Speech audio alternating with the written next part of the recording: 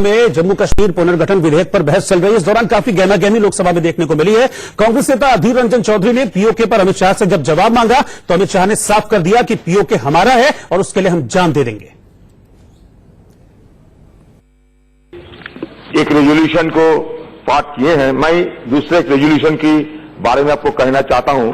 1994 22 फरवरी इस सदन में एक संकल्प लिया गया था। वो ये है that Jammu and Kashmir was an integral part of India and that Pakistan must Venkat parts of the state under its occupation. The text of the resolution follows. ये बहुत बड़ा रेजोल्यूशन है।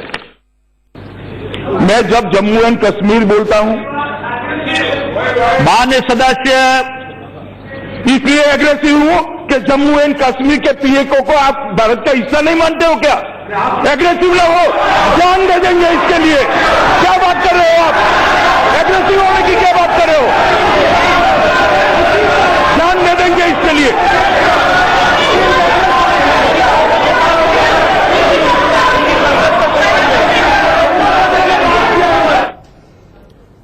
तो जब जम्मू कश्मीर पर बात हो रही थी, पीओके की बात आई, तो इस पर अधीर रंजन चौधरी के बयान पर अमित शाह गुस्सा हो गए और उन्होंने सीधे तौर पर अपनी नाराजगी को जाहिर किया और नाराजगी जाहिर करते हुए कहा कि पीओके को क्या आप जम्मू कश्मीर का हिस्सा नहीं मानते हैं? इस पर आप कुछ कहना चाह रहे हैं सुशील वकील जी? देख लीजिए, आज पाकिस्तान सरकार ने अपने पार्लियामेंट का स्पेशल सेशन बुलाया और हर एक ये एक्सपेक्ट करता है कि वो पहली बात जो उनकी होगी वो होगी यूएन की, कि यूएन में जाएंगे या यूएन को इंटरवीन करना चाहे।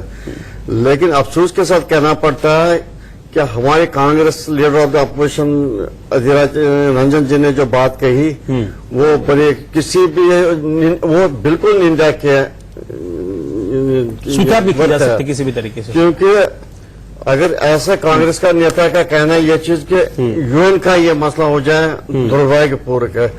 हाँ, ये जो मसला है उन्होंने क्या किया, पाकिस्तान का काम आसान कर दिया है। जो चीज पाकिस्तान में हो पाकिस्तान का कोई एमपी उठाए मसला, उन्होंने हिंदुस्तान में ही उठा के अपने पार्लियामेंट में सवाल खड़ा कर दिया। उनको ये याद नहीं रहा ये वही पाकिस्तान है जिन्होंने हमारे पार्लियामेंट पे अटैक करवाया था। तो कांग्रेस को बड़ी डैमेज हो जाएगी। कांग्रेस को नहीं, हमारे देश को भी इससे थोड़ा बहुत चोट आ सकता है। प्रमोद जी, एक तरफ तो राहुल गांधी ट्वीट करते हैं कि ये देश को तोड़ने वाला काम बीजेपी कर रही है और दूसरी तरफ उनके जो सांसद हैं वो सेल्फ गोल कर रहे हैं। बिना आप अधीर रंजन चौधरी के इस बयान को देखकर आपको नहीं लगता है, वो भी लोकसभा में, कि वो बिना तैयारी के आ गए उस पर बहस कर रहे हैं? मुझे देख के बड़ा आश्चर्य हुआ कि इतना गंभीर मुद्दा है। कल राज्यसभा ने बिल पास किया, तब से पूरे देश में बहस चल रही है। आज सुबह उनको पता था कि आज लोकसभा में आने वाला है, हमारे गृह मंत्री इस प्रस्ताव को रखेंगे और वो लीडर अपोजिशन का, उनको दर्जा तो नहीं हासिल लेकिन वो एक तरह से लीडर अपोजिशन है, वो जवाब देंगे। तो उस तरह उन्होंने बात की जिसको कहते हैं ना कि अपने पैर पे कुल्हाड़ी मारना, जैसे आंचल बोले थे, कुल्हाड़ी पे पैर मारा उन्होंने। और अंग्रेजी में कहते हैं ना कि you're shooting yourself in your feet और इन योर फुट। तो अपने पैर में उन्होंने गोली मार दी। उनको कुछ समझ नहीं आता बोल क्या रहे हैं वो। और अगर आप एकदम सही करें, वकील साहब ये करें, अगर आप पाकिस्तानी नेताओं के स्पीचेस सुने, उनके फॉरेन मिनिस्टर सुने, वो एकदम वही बोलते जो अधीर रंजन चौधरी बोल रहे थे। तो चौधरी साहब को कम से कम जो पीछे लोग बैठे थे कांग्रेस को, उनको टोकना चाहिए था कि भाई अब क्या बोल रहे हैं। अगर आपको भाषा की दिक्कत है तो बोले मुझे भाषा की दिक्कत है। कोई और मनीष तिवारी जैसा बोलता जो अपनी कांग्रेस की स्थिति स्पष्ट करता। तो ये जो इसके बाद उन्होंने जो डैमेज किया, तब राहुल गांधी का ट्वीट आया। उन्होंने कहा कि आप इस तरह से पावर का इस्तेमाल, बेजा इस्तेमाल करके इस तरह से नहीं कर सकते।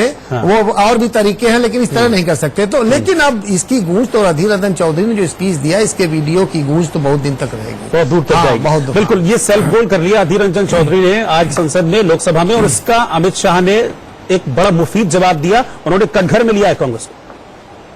एकदम यार, उन्होंने तो यहाँ तक कहा कि भाई हमारे तो ये हमारा कोर इश्यू है। आज से नहीं, जब श्यामा प्रसाद मुखर्जी की शहादत हुई थी 23 जून 1953 से, तब से चल रहा है।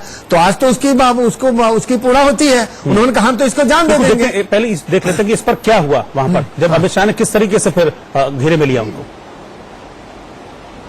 मिश्रा जी, बड़ी खुशी मेरा ये जानना, मैं शंका में हूं क्योंकि आप कहते ये इंटरनल मैटर हो गया। आपने एक स्टेट को मतलब बाइफर्केशन कर दिया, हो गया। लेकिन नहीं, लेकिन मेरा कहना है कि 1948 से 1948 में जहां यूनाइटेड नेशन की मॉनिटरिंग हो रहे हैं, वो क्या इंटरनल मामला है? नंबर 1।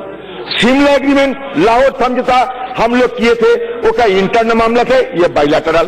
कुछ दिन पहले जयशंकर जी पोम्पियो जी को कहा कि ये हमारा बायलैटरल मामला है, आप इसमें दखल अंदाज मत करो। तो फिर उसके बाद भी क्या जम्मू कश्मीर इंटरनल मामला हो सकता है? ये तरह तरह की बात है, ये तरह तरह की बात है। आपने सबको धागिया उड़ा के हमें समझना चाहिए। हम तो जानना चाहते हैं। अरे आप गलत कर रहे हैं, आप गलत कर रहे हैं, आप लोग मुझे गलत समझ रहे हैं, आपको गलत फहमी हो रहा है, आपको गलत फहमी हो रहा है, आपको गलत फहमी। I want to be enlightened by you, I want the entire Congress party want to be enlightened by you. It is a fundamental question. मैं इसका जवाब देना इसलिए चाहता हूं कि सिर्फ पॉलिटिकल चीज नहीं है अध्यक्ष महोदय, ये कानूनी है और इसके रिपल्केशन आने वाले दिनों में संवैधानिक रूप से, कानूनी रूप से भी पड़ सकते हैं। इसलिए मैं इसको बहुत स्पष्ट करना चाहता हूं। सबसे पहले मैं स्पष्ट करना चाहता हूं कि जम्मू और कश्मीर भारत का अंग है, अभिन्न अंग है। इसके बारे में कोई कानूनी या संवैधानिक विवाद नहीं है। इसकी स्पष्टता अध्यक्ष महोदय, भारत के संविधान और जम्मू कश्मीर का जो संविधान बना था उस वक्त, ये दोनों संविधान में बहुत क्लैरिटी के साथ की है। जम्मू कश्मीर ने भी इसको स्वीकार किया है कि वो भारत का अभिन्न अंग। तो एक तरफ संसद में यूएन के मुद्दे पर आर पार की जंग चल रही है, वहीं दरअसल ये मामला यूएन की चौखट तक पहुंचा कैसे और क्या इसके पीछे नेहरू की गलतियां जिम्मेदार हैं? देखिए इंडिया न्यूज की ये एक्सक्लूसिव रिपोर्ट। लाल चौक में पोस्टर्स लगाए, दीवारों पे लिखा है, जिसने अपनी मां का दूध पिया हो वो श्रीनगर के लाल चौक में आए, आकर के भारत का तिरंगा झंडा फहराए, और अगर वो जिंदा वापस जाएगा तो आतंकवादी उसके नाम देंगे। आतंकवादी काम खोल करके समझे। 26 जनवरी को परसों, अब चंद घंटे बाकी हैं, लाल चौक में फैसला हो जाएगा किसने अपनी मां का दूध पिया। जवाहरलाल नेहरू उस वक्त के प्रधानमंत्री जी ने सीज फायर कर वो हिस्सा पाकिस्तान। पहले प्रधानमंत्री सरदार वल्लभ भाई पटेल होते तो मेरा कश्मीर का यह हिस्सा आज पाकिस्तान। राहुल बाबा को जवाब देना चाहता हूं। राहुल बाबा, आज जम्मू कश्मीर का अगर सवाल फंसा है तो आपके परनाना जवाहरलाल नेहरू के कारण फंसा है।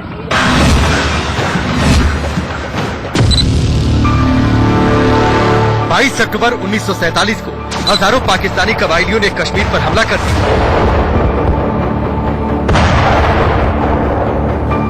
जमकर लूटपाट हुई, हत्याएं हुई और राजा हरि सिंह को कश्मीर हाथ से जाने का डर सताने लगा। 24 अक्टूबर 1947 की रात हरि सिंह ने भारत सरकार से मदद मांगी, लेकिन भारत ने राजा के सामने विलय संधि का प्रस्ताव रखा और उन्होंने शर्तों के साथ 26 अक्टूबर 1947 को विलय संधि पर हस्ताक्षर कर दिए। 27 अक्टूबर को भारतीय सेना हवाई रास्ते से रवाना हुई और कबायलियों को कश्मीर से खदेड़ दिया, लेकिन तब तक कश्मीर के बड़े हिस्से को पाकिस्तान कब्जा चुका था। कुछ इतिहासकार मानते हैं कि नेहरू ने सेना को भेजने में देरी की और सेना को आगे बढ़ने से भी रोक दिया। राजा हरि सिंह ने कश्मीर का विलय भी शर्तों के साथ किया था। हरि सिंह ने कश्मीरी मुसलमानों के लोकप्रिय नेता और नेहरू के दोस्त शेख अब्दुल्ला को आगे कर दिया। मार्च 1948 में महाराजा हरि सिंह ने शेख अब्दुल्ला को कश्मीर का प्रधानमंत्री नियुक्त कर दिया। शेख अब्दुल्ला को भी संविधान का प्रारूप तैयार कर रही संविधान सभा में शामिल किया गया। स्पेशल स्टेटस के लिए धारा 370 की मांग उठी, लेकिन संविधान सभा के अध्यक्ष डॉक्टर बी आर अम्बेडकर ने इसका कड़ा विरोध किया। अम्बेडकर का कहना था कि ऐसा प्रस्ताव भारत के साथ विश्वासघात होगा। डॉक्टर अंबेडकर के मना करने के बाद नेहरू कैबिनेट में minister without portfolio doctor Krishna Swami Ayyar को ये जिम्मेदारी दी गई। उन्होंने 370 का प्रारूप तैयार किया। जब नेहरू ने उस पर हामी भरी तो इस प्रारूप को संशोधन करने के बाद सीधे संविधान में शामिल किया गया। यानी देश में 2 विधान, 2 प्रधान और 2 निशान की परंपरा शुरू हुई। कश्मीर समस्या को हल करने के लिए माउंटबेटन लाहौर में जिन्ना से मिलने पहुंचे। उन्होंने कश्मीर में शांति बहाली के लिए जनमत संग्रह की बात कही, लेकिन जिन्ना तैयार नहीं हुए, क्योंकि कश्मीर में जनमत संग्रह होता तो जूनागढ़ में भी मांग उठती और जूनागढ़ की हिंदू आबादी भारत के साथ थी। लेकिन 2 नवंबर 1947 को नेहरू ने बड़ा ऐलान कर दिया। उन्होंने अपने भाषण में कहा, कश्मीर में जो हुआ है वो हमलावरों के खिलाफ आम कश्मीरियों का संघर्ष है। हालात सामान्य हो जाने के बाद वहाँ जनमत संग्रह करा लिया जाएगा। कई इतिहासकार मानते हैं कि जनमत संग्रह का ऐलान नेहरू की ऐतिहासिक भूल थी।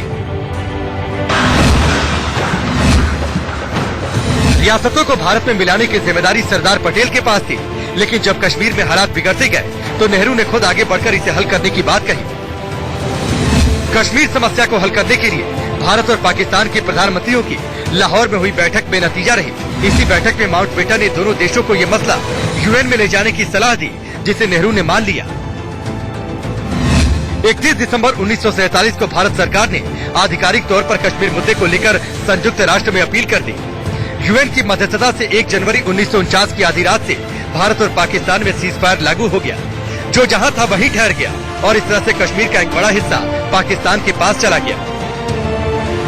नेहरू पर आरोप लगता है कि उन्होंने गलत समय पर युद्ध विराम का ऐलान कर सेना को पीओके वाले हिस्सों में जाने से रोक दिया।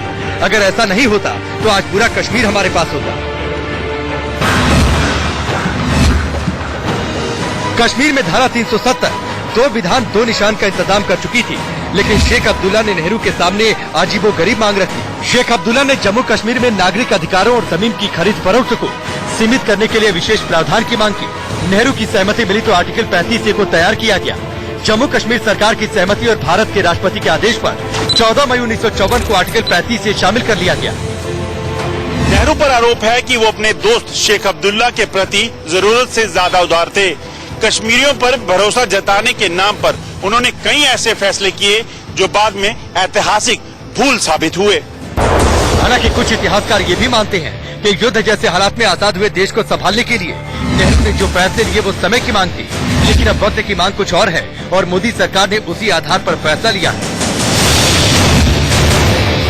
रहे हैं जम्मू कश्मीर पुनर्गठन विधेयक लोकसभा में पेश हुआ है, जिस पर बहस चल रही है और बात यह भी हो रही है कि कांग्रेस जो है बैकफुट पर भी आज पूरी तरह से नजर आ रही है और अपने ही बयानों के चलते जो है कांग्रेस वो बैकफुट पर नजर आ रही है। मैं यहां पर चलना चाहूंगा विजय रैना साहब के पास। रैना साहब, आपको क्या लग रहा है, क्योंकि गलती एक नहीं की गई अधीर रंजन चौधरी की तरफ से, 2 गलतियां की गई। जब वो आरोप लगा रहे थे कि जो है सब कुछ गलत किया गया, जब अमित शाह ने कहा कि आप स्पेसिफिक होकर बताइए मैंने क्या गलत किया, तो उस वक्त भी वो बिल्कुल कोई जवाब नहीं था उनके पास। देखिए, ऐसा है, मेरा मानना जिस तरीके से इस वर्तमान सरकार ने आज इस बिल को पेश किया लोकसभा में या कल राज्यसभा में पेश किया और पारित करवाया राज्यसभा से, मेरा मानना है कि जो कांग्रेस के जितने भी नेता लोग हैं, जैसे अधीर रंजन चौधरी जी है, राहुल गांधी जी है या गुलाम नबी आजाद जी है, इनकी बौखलाहट आई हुई है। इस समय इनको अब खुद नहीं समझ आता हम क्या बोल रहे हैं। और मैं समझता हूं कि इन्होंने 70 साल देश में राज किया और उस राज में इन्होंने करप्शन को बढ़ावा दिया, मिलिटेंसी को बढ़ावा दिया, तोड़ फोड़ पे बढ़ावा दिया। इनके पास कुछ ज्ञान है नहीं। ये क्या ज्ञान बांटेंगे वहां पे पार्लियामेंट में, और अमित शाह जी के सामने ये कुछ भी नहीं है आज के डेट में। मैं समझता हूं कांग्रेस पार्टी कहीं सारे जितने भी, कल भी अगर आप देखेंगे, कल भी एक पार्लियामेंट मेंबर ने रिजाइन किया कि आप लोगों ने गलत किया। मैं समझता हूं कांग्रेस पार्टी के लोगों को जल्दी समझ आएगी और सारे ये, मुझे लगता है कि सिर्फ एक परिवार रहेगा कांग्रेस पार्टी में और इसका नतीजा आने वाला है। अच्छा, ठीक है, आप सब बने रहिए। एक बड़ी खबर इस वक्त आ रही है और बड़ी खबर सबसे पहले आपको बता दें, जम्मू कश्मीर बिल के बाद पाकिस्तान में इस वक्त घमासान मच गया है और नवाज शरीफ की बेटी मरियम नवाज ने इमरान खान को निशाने पर लिया है। मरियम ने कहा है कि इमरान साहब आप ट्रम्प करते रह गए और मूर्ख बन गए। इस वक्त की बड़ी खबर आपको बता रहे हैं, जो कुछ भारत में चल रहा है, भारत की संसद में, उसके चलते पाकिस्तान में बेचैनी है और ये बेचैनी जो है साफ तौर पर देखी जा रही है मरियम नवाज के ट्वीट के जरिए। दरअसल ये ट्वीट किया है मरियम नवाज ने, वो लिखती हैं कि जम्मू कश्मीर बिल के बाद पाकिस्तान में इस वक्त घमासान मचा है। नवाज शरीफ की बेटी कहती हैं कि इमरान खान निशाने पर हैं उनके, और उन्होंने कहा कि इमरान साहब आप ट्रम्प करते रह गए और मूर्ख बन गए। अब से कुछ देर पहले हमने आपको यह भी बताया था कि किस तरह से बॉर्डर पर पाकिस्तान जो है उस सीज फायर का उल्लंघन कर रहा है। तो ये जो कुछ चीजें निकलकर सामने आ रही हैं, ये सीधे तौर पर यह इशारा करती हैं कि पाकिस्तान में इस वक्त किस तरह की बौखलाहट है, और वो बौखलाहट जो है वो मरियम नवाज के इस ट्वीट के जरिए भी सामने आ रही है।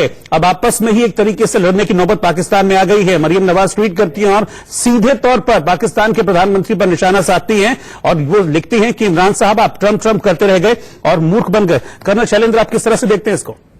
देखिए, जहां तक एलओसी पे जो सीज फायर वॉयलेशन की आप बात कर रहे हैं, ये तो मिनिमम एक्सपेक्टेड है। अगर इस तरह की कोई हरकत जो 370 को स्क्रैप करने की है, तो ये तो जायज बात है कि पाकिस्तान में प्रॉब्लम तो होगी और उस प्रॉब्लम को अच्छा, प्रॉब्लम शायद इसलिए भी ज्यादा होगी क्योंकि अभी इमरान खान गए थे के पास और मीडिएटरशिप की बात सामने आ रही है। जो इमरान खान शायद अपने आप और पाकिस्तान अपनी सेलिब्रेशन बोर्ड में था कि ट्रंप ने कुछ तो कह दिया। मेरे ख्याल पहली बात, एक बड़ा अच्छा सा सोशल मीडिया पर चल रहा है कि ये सबसे बड़ा थप्पड़ तो पहली बात ट्रंप साहब के लिए है कि आप मीडिएट और कुछ करना चाह रहे थे जेएनके में, आप करिए ना। पीओके और जेएनके के बीच में अब आप मीडिएट करिए, आइए, कोई प्रॉब्लम नहीं है। आपको जवाब मिल गया कि अगर आप मीडिएट की बात करेंगे तो हम आपके लिए एक ऐसी सिचुएशन क्रिएट कर देंगे कि इसमें आपका मीडिएशन शायद हमें मंजूर है कि पीओके कैसे हमारे देश से वापस मिलेगा। हमें आपको हम आपको इनवाइट करते हैं, आप उसमें मीडिएट करिए। और जो अब पाकिस्तान मीडिया भी बोल रहा है और मरियम भी बोल रही हैं, उनका कहने का मतलब यही है कि जो जीत आप अपनी जीत सोच कर आए थे वो आपके लिए बहुत बड़ी हार हो गई है। क्योंकि अब आप किस पर सेलिब्रेशन करेंगे कि यूएस मीडिएट करेगा, और यूएस मीडिएट किस में करेगा? जेएनके और पीओके के लिए मीडिएट करेगा, क्योंकि जेएनके का स्टेटस तो वो वाला रहा नहीं, वो हमारा अपना पार्ट है और अब हमने उसे लीगली और ज्यादा अपना पार्ट बना लिया है। और जहां तक हम लोग कांग्रेस की बात कर रहे हैं, मेरे ख्याल कांग्रेस ने बड़ी अच्छी स्टेटमेंट दी कि जेएनके को हमने जोड़ा, आपने जोड़ा, हमने अपना बना लिया। Where is the problem?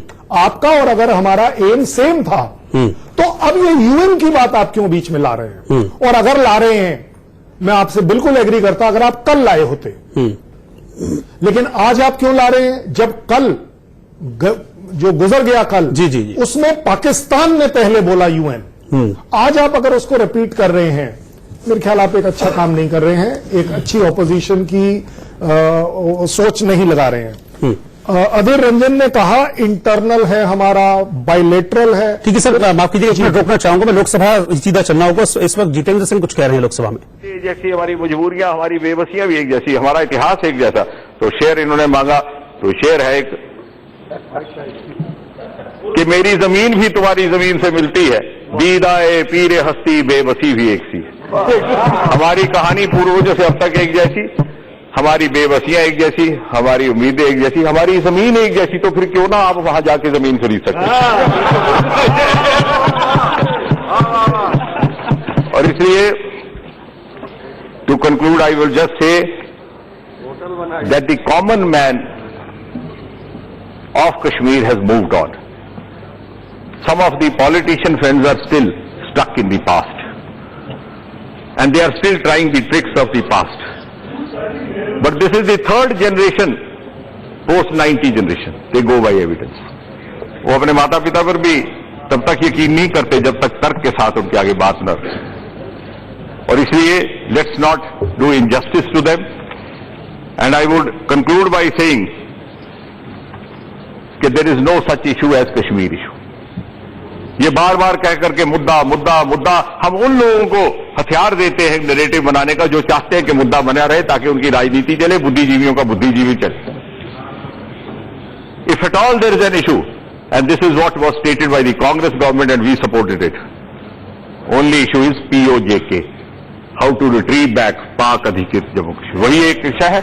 और मुझे विश्वास है, जब मैं धन्यवाद करता हूं प्रधानमंत्री श्री नरेंद्र मोदी जी का, जब मैं धन्यवाद करता हूं गृह मंत्री श्री अमित शाह जी का, उनकी क्षमता का, और जिस प्रकार से ये विधेयक लाया गया, तो मुझे विश्वास है कि अब अगला काम यही बचा है हमारा, पाक अधिकृत जम्मू कश्मीर को किस प्रकार भारतीय संविधान का हिस्सा. Shri Raghu Ramakrishna Raju. Thank you, Honorable Speaker Sir, for giving me an opportunity to speak on such an important bill. And today, my parliamentary party leader, Mr. Mithun Reddy, he has gone to receive our Honorable CM, Y.S. Jagan Mohan Reddy ji. That's why I'm speaking on his behalf. And to start with, today it is a wonderful day in the history of India, where the unification of the country has really happened, and the dream of Sardar Patel ji through Narendra Modi ji. तो अभी जितेंद्र सिंह को आप सुन रहे थे और उन्होंने साफ तौर पर कहा कि कुछ भी अनकॉन्स्टिट्यूशनल नहीं है, लेकिन फिर भी जो है कांग्रेस है और कुछ जो विपक्षी दल है उनको लगता है कि अनकॉन्स्टिट्यूशनल है ये जो डिसीजन लिया गया कल और आज राज्य पुनर्गठन विधेयक पर जो चर्चा हो रही है उस पर भी सवाल उठाए जा रहे हैं। सिद्धव्रत दास हमारे साथ लगातार इस वक्त बने हुए पॉलिटिकल एनालिस्ट हैं टीएमसी विंग के, वो इस वक्त हमारे साथ कोलकाता से बने हुए। आपको क्या असंवैधानिक लगता है सिद्धव्रत दास, आप ये बताइए। आप अगर आर्टिकल 3 देखेंगे, आर्टिकल 3 में लिखा हुआ है जो मतलब अगर आप बॉर्डर ऑफ अ स्टेट या आप कोई स्टेट को आप यूटी बनाना चाहते हैं या यूटी को स्टेट बनाना चाहते हैं, आर्टिकल 3 में लिखा है कि आप ये कर सकते हैं उस आफ्टर एक रिजोल्यूशन उस स्टेट की असेंबली में पास हो जाए। यहाँ पे स्टेट को लिटरली गन पॉइंट पे प्रेसिडेंस रूल लगा के ये काम किया गया जो स्पिरिट ऑफ द कॉन्स्टिट्यूशन को चैलेंज करता है, आर्टिकल 3 को चैलेंज करता है। आर्टिकल 3 में कभी नहीं लिखा गया कि लेकिन असेंबली तो सस्पेंडेड है ना, असेंबली को डिसफंक्शनल जो आप बात कर रहे हैं सिद्धव्रत दास, असेंबली सस्पेंडेड है, संविधान सभा है नहीं कि जो आप कर रहे हैं, असेंबली सस्पेंडेड है कि जो आप कर रहे हैं कश्मीर के हित में कर रहे हैं, तो आप एक स्टेट असेंबली को एक स्टेट असेंबली में रिजोल्यूशन पास करके उसके बाद आप कर सकते थे।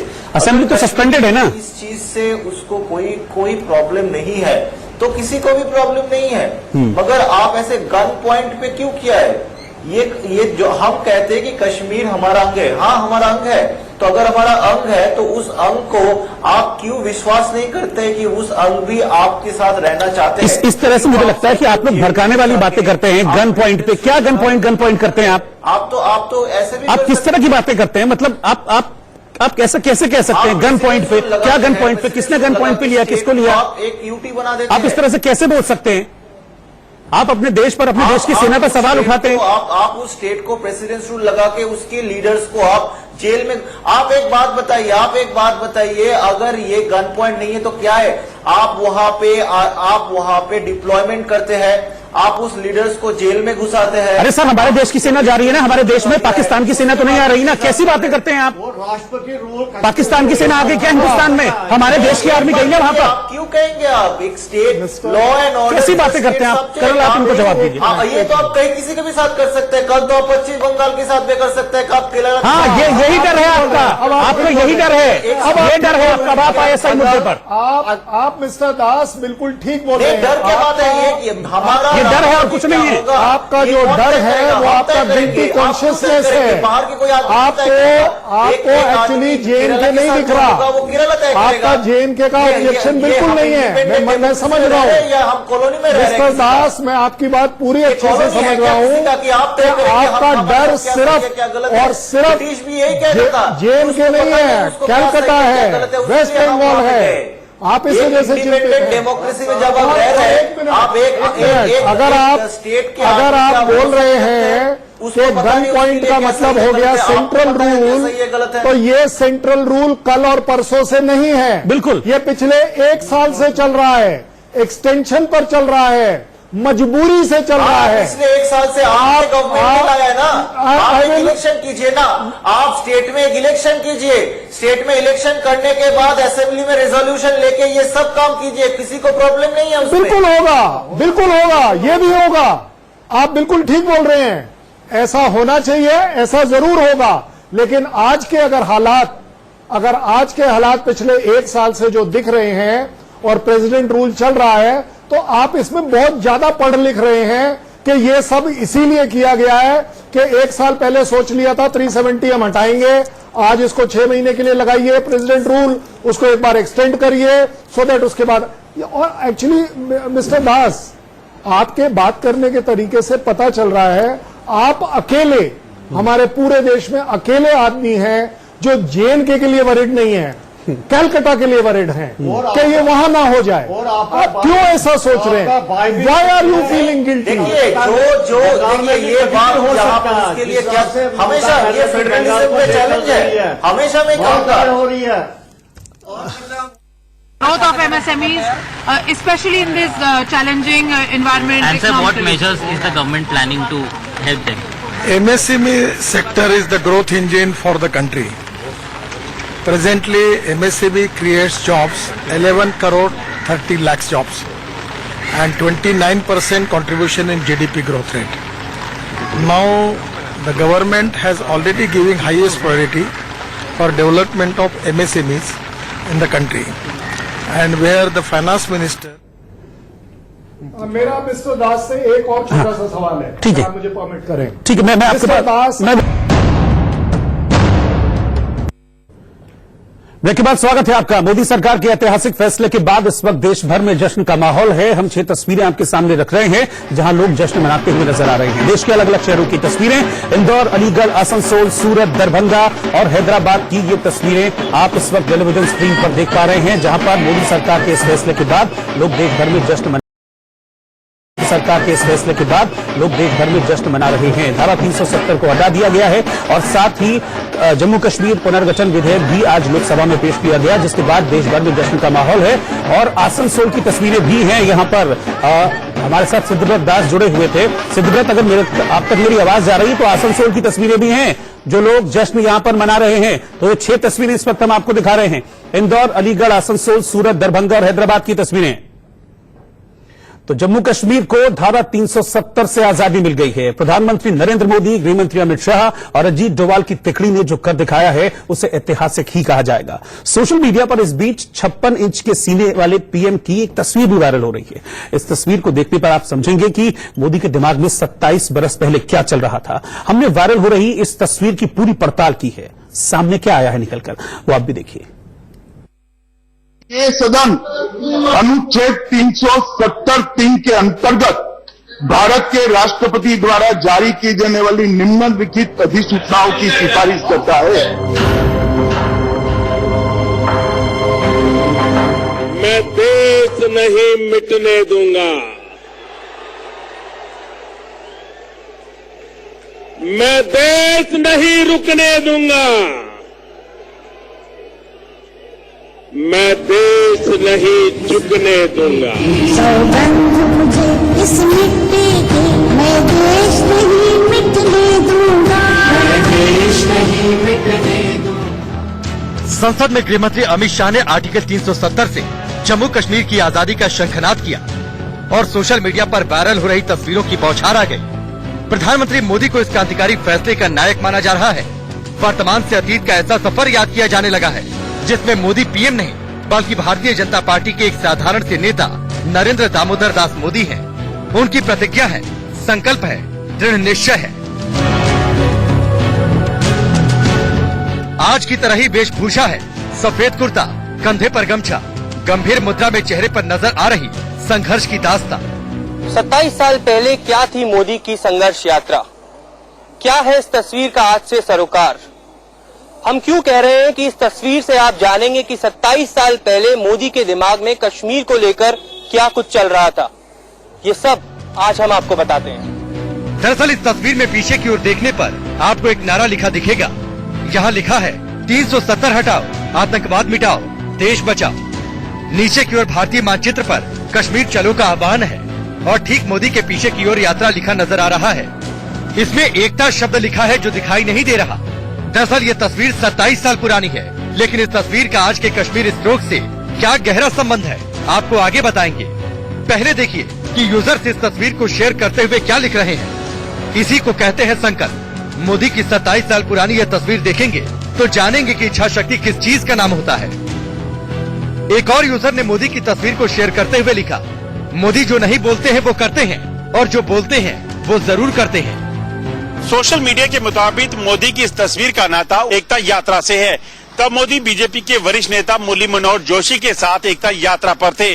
ये यात्रा 11 दिसंबर 1991 में शुरू हुई थी और 1992 में मुरली मनोहर जोशी ने श्रीनगर के लाल चौक में तिरंगा फहराया था और उस समय नरेंद्र मोदी उनके साथ खड़े थे। की सफलता ने आतंकवादियों को परेशान करके रखा है। लाल चौक में पोस्टर्स लगाए, दीवारों पे लिखा है, जिसने अपनी मां का दूध पिया हो वो श्रीनगर के लाल चौक में आए, आकर के भारत का तिरंगा झंडा फहराएं, और अगर वो जिंदा वापस जाएगा तो आतंकवादी उसे इनाम देंगे। आतंकवादी काम खोल करके समझे। 26 जनवरी को परसों, अब चंद घंटे बाकी हैं, लाल चौक में फैसला हो जाएगा किसने अपनी मां का दूध पिया। ये वो वक्त था जब मोदी जोशी की उस टीम के सदस्य थे जो घनघोर आतंकवाद के उस दौर में श्रीनगर के लाल चौक पर तिरंगा फहराने पहुंची थी। मुरली मनोहर जोशी, नरेंद्र मोदी समेत भाजपा के कुछ वरिष्ठ नेताओं को हवाई जहाज के जरिए श्रीनगर पहुंचाया गया था। लाल चौक पूरी तरह से युद्ध क्षेत्र बना हुआ था। ऐसे में मोदी ने जोशी के साथ तिरंगा फहराया। इसीलिए जब गृह मंत्री अमित शाह ने संसद में धारा 370 से कश्मीर की मुक्ति का ऐलान किया तो सोशल मीडिया पर प्रधानमंत्री की ये तस्वीरें साझा की जाने लगी, जिससे मोटे तौर पर अंदाजा लगाया जा सकता है कि मोदी सरकार आज जिस एजेंडे पर चल रही है उसका संकल्प, उसकी प्रतिज्ञा बरसों बरस पुरानी है। और इस बीच कश्मीर से धारा 370 हटाने को लेकर पूरा विपक्ष लामबंद है और मोदी सरकार पर हमले कर रहा है। गुलाम नबी आजाद ने केंद्र सरकार पर तानाशाही का इस बीच आरोप लगाया। आर्टिकल 370, 35A खत्म किया और जब से पार्लियामेंट में, राज्यसभा में ये कानून पास किया कि जम्मू कश्मीर स्टेट के 2 हिस्से बनाए गए और दोनों को यूनियन टेरिटरीज में कन्वर्ट किया गया और जम्मू कश्मीर में डिलिमिटेशन होगी और स्टेट के विधानसभाओं तक टुकड़े टुकड़े किए जाएंगे। कश्मीर के जहां रिजेंटमेंट है आर्टिकल 370 के खिलाफ या स्टेट को बांटने के खिलाफ, वो 20 और डिस्ट्रिक्ट्स हैं, उनमें कोई न्यूज नहीं है, कोई कम्युनिकेशन नहीं है, चाहे वो पेपर पे हो या टेलीविजन पे है। मैं खाली आपको ये सतर्क करना चाहता हूं। तो लगातार विपक्ष हमलावर है, चाहे वो गुलाम नबी आजाद हो या फिर संसद में मनीष तिवारी हो या फिर कांग्रेस के बाकी नेता हो, विपक्ष के नेता हो, वो लगातार हमलावर होते जा रहे हैं। लेकिन आरोप ये लगाया जा रहा है कि जो 370 को लेकर जो एक्शन लिया गया है केंद्र सरकार की तरफ से, मोदी सरकार की तरफ से, वो अनकॉन्स्टिट्यूशनल है, असंवैधानिक है, ये आरोप लगाते जा रहे हैं। हमारे साथ तमाम मेहमान हमारे बने हुए हैं। मैं सीधा अपने मेहमानों की ओर रुख करना चाहूंगा। प्रमोद जी, मैं आपके पास आना चाहूंगा। ये लगातार कहा जा रहा है कि अनकॉन्स्टिट्यूशनल है। 370 को इन्होंने अभी ऐसे हटा तो दिया है लेकिन ये बहुत ज्यादा स्टैंड नहीं करेगा। और एक बात ये भी कही जा रही कि सुप्रीम कोर्ट में मैटर जाएगा तो वहां पर स्टैंड नहीं करेगा। बेसिकली ये है क्या? मैं आपसे जानना चाहता हूं, इस चीज को समझना चाहता हूं कि ये बेसिकली है क्या, इस तरह के जो आरोप लगाए जा रहे हैं। क्या ये सही है कि ये जो एक्शन लिया गया है इसका रिवर्स एक्शन भी हो सकता है? देखिए, ऐसा है, भारत सरकार ने इतनी सोच समझ करके, इतना समय देके, इतनी जद्दोजहद के बाद ये कदम उठाया है। ये 370 को हटाना, 35A को हटाना इतना आसान नहीं था। आप देखते हो महबूबा मुफ्ती बोलती थी जो हाथ लगाएगा वो जल जाएगा। फारूक अब्दुल्ला बोले मोदी 10 बार प्रधानमंत्री हो जाए तो भी नहीं कर सकते। एक ऐसा हवा खड़ा कराया गया था कि 370 हटाने के लिए आपको 2/3 बहुमत चाहिए। सब लोग कहते, सोशल मीडिया चलता है बीजेपी को 350 से 375 सीटें चाहिए करने के लिए, लेकिन उसमें ये इतने साल तक चलता रहा। पॉलिटिकल रिजॉल्व, पॉलिटिकल विल की कमी थी। जो कल गृह मंत्री ने भी कहा कि धारा 370 का जो सेक्शन 3 है उसमें जो निहित अधिकार है हमने उसको इस्तेमाल करके हटाया है। अब आज बिल पास हो जाएगा लोकसभा से, 1-2 दिन में राष्ट्रपति महोदय की मंजूरी मिल जाएगी और इस गजट नोटिफिकेशन ऑलरेडी हो चुका है। तो सरकार सुप्रीम को ये पक्का जानती होगी कि उसको ये आशंका होगी या ऐसा अंदाजा होगा। सुप्रीम कोर्ट में बहुत लोग जाने के लिए तैयार बैठेंगे, सुप्रीम कोर्ट में भी अपना जो पक्ष रखेगी। मुझे नहीं लगता कि जब 370 संबंध में जो भारत सरकार ने फैसला लिया वो सुप्रीम कोर्ट में पलटेगा, क्योंकि देश की पंचायत लोकसभा है और एक बहुमत वाली सरकार है, और जिसका फैसला है और देश की संरक्षा, देश की एकता, देश की अखंडता का सवाल है, उसको लेके रखा गया है। क्योंकि कश्मीर बहुत साल से 47 से लेकर जब से 15 अगस्त भारत का बंटवारा हुआ है 1947 भारत पाकिस्तान, तब से अभी तक एक घाव की तरह है। ये हमारा जो कश्मीर हमारा सर है, लेकिन उसमें जो घाव है उसको ठीक करने का समय था। तो भारत सरकार ने जो फैसला लिया, मुझे लगता नहीं कि ये अब आगे जो सुप्रीम कोर्ट में जो लोग चैलेंज भी करेंगे तो इसमें लीगली उनको कोई बहुत ज्यादा मदद नहीं मिलने वाली है। ठीक है सर, मैं आपके पास आऊंगा। सुशील साहब, इस वक्त एक बड़ी खबर आ रही है, पहले उस बड़ी खबर पर जरा मैं इस वक्त नजर डाल लूं। और बड़ी खबर है कि जम्मू कश्मीर पर घर में ही पाकिस्तान की फजीहत हुई है। संसद के संयुक्त सत्र में इमरान खान नहीं पहुंचे। इस वक्त की बड़ी खबर, मरियम नवाज ने भी सरकार पर सवाल उठाए थे और उन्होंने सीधे तौर पर इमरान खान के ऊपर निशाना साधा था। संसद के सत्र में आर्टिकल 370 का जिक्र ही नहीं है। तो संसद का संयुक्त सत्र था, इसमें पहुंचना था इमरान खान को, लेकिन इमरान खान नहीं पहुंचे। और अभी कुछ देर पहले ही मरियम नवाज अपने ट्वीट के जरिए भी इमरान खान पर सवाल उठा रही हैं। तो घर में ही पाकिस्तान की फजीहत इस वक्त होती हुई नजर आ रही है। ठीक है, मैं सर एक रिएक्शन इस पर आपका लेना चाहूंगा कर्नल साहब, फिर उसके बाद आगे मैं वकील साहब के पास जाऊंगा। देखिए, पाकिस्तान ने बोला 4-5 चीजें बोली। एक बोला निंदा करते हैं, हमने आपकी निंदा 100 बार करी, आप नहीं सुधरते, आप भी कर लीजिए आज निंदा, कौन सी बड़ी बात है।